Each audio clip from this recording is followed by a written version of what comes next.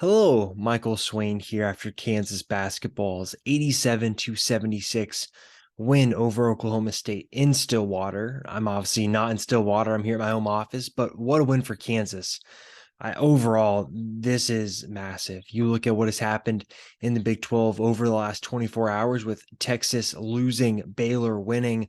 You're now looking at a three-way tie at the top of the Big 12, but we'll get to that in a second. Let's start with the performance of what we saw from Kansas in Stillwater today. It's worth keeping in mind that Oklahoma State was playing like one of the best teams in the country heading into this game. You look over the course of their last 8 games, in which Oklahoma State has won 7 of them, they've been ranked as a top 10 team, and they've been the number 2 team in the country over the last 5 games. If you're looking at some of the analytics and things like that, they're a team that was playing at an incredibly high level. And for Kansas to go in there and play like they did offensively, I think is just so impressive, right? You look at Oklahoma State's defense being the strength of this team, the interior defense that they have with Boone and Cisse, and yet Kansas is able to go in there and hang 87 points. I think a part of that is from the game plan from Bill Self.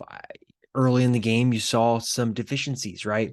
You guard one-on-one in the post. Boone, Cisse, they're able to get post-ups. Boone, in particular, had a fantastic game, scoring 27 points. But what you also saw from Kansas was the Jayhawks really try and get out in transition.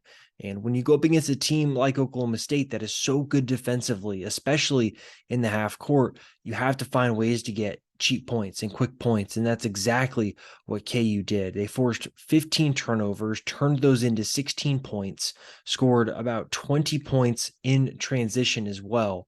Huge numbers. And I think that was a huge point of emphasis for KU going into this game. You look at Gradey Dick, what an incredible performance from him.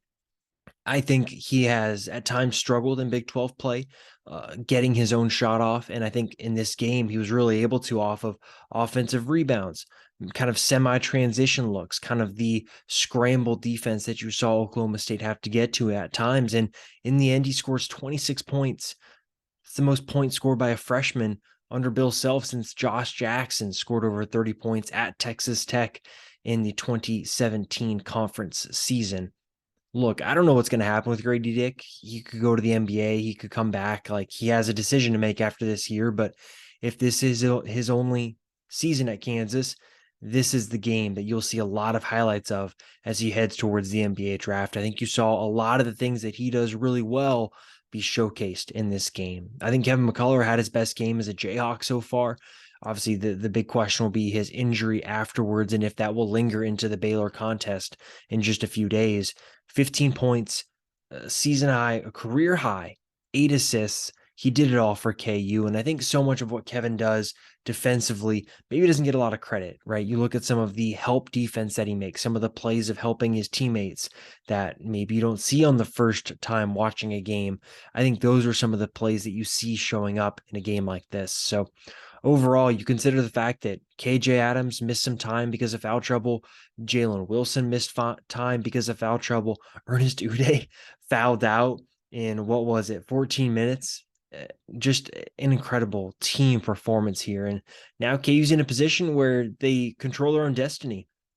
You win against Baylor, you win against Texas, and you win out. You're going to win the Big 12 outright. And it's a great opportunity to be in for KU, especially considering the fact that they were in a pretty big rut, 2 weeks ago. So you look at the Baylor game this Saturday being an incredible contest, right? College game day is going to be there. That's going to be the game for who could have the top spot in the Big 12 heading into Monday, when KU goes and plays TCU on the road. So definitely no easy games, but this is a huge win if you're looking at KU's Big 12 title push here over the final few weeks of the season. And now it sets up a huge game for KU in Allen Fieldhouse against Baylor on Saturday. And the Jayhawks have only been swept twice under Bill Self, 2018 against Oklahoma State, 2021 against Texas. Baylor won the first matchup. The numbers point in KU's favor on this one, but it's going to be a tough game. Baylor's playing incredibly well too. So make sure you stay tuned to Fog.net for all sorts of KU basketball coverage. We've got you covered on this game. We'll obviously have you covered heading into the Baylor game. Really exciting times ahead for KU basketball down the stretch of this Big 12 season.